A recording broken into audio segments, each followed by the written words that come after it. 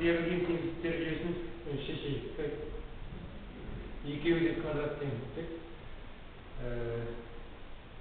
Көрсеткіштерге жіктеп, интервалдар тәсілімен шешеміз. Бірінші теңдікті көрсеткіштерге жіктеу үшін ескермесін табылады.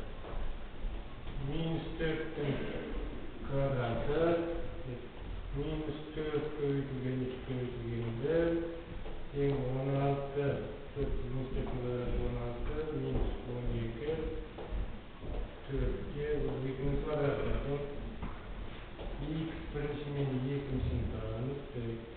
4 плюс минус 2 бөлімінде 6, 2 көбейтілген 6 түбірлері сонда 1 қосқан кезде айтқан кезде 2 мен қысқарып 3-тен 1 болады.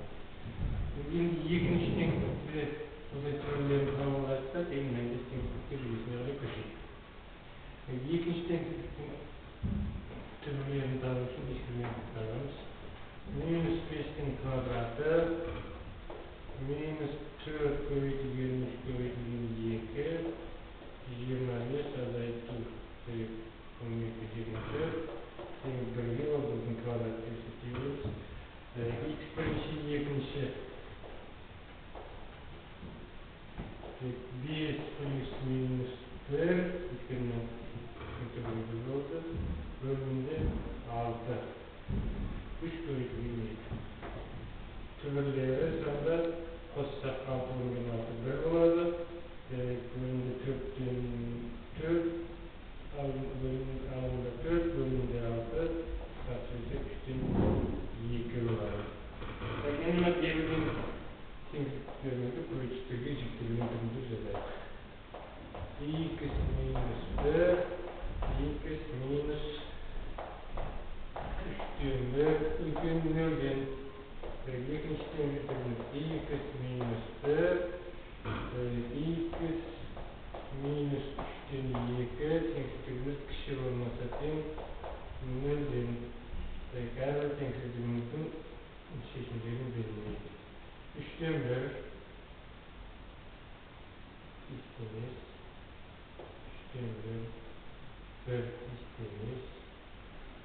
Нөлден үлкен болса плюс минус плюс қоңырауықтарын аламыз.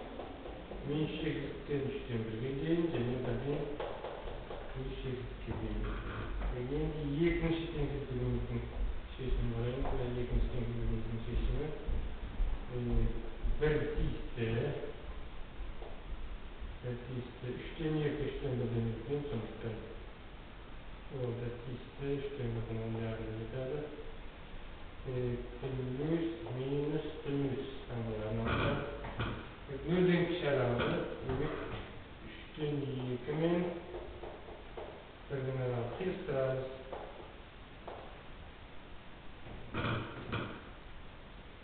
Қиылысуы жоқ. Егер мына жерде 1 тиісті болған жағдайда, онда шешім тек 1 деген жалғыз табылады. Ал бұл жерде мына 1 мына жерде тиісті емес, мына жерде 1 қосып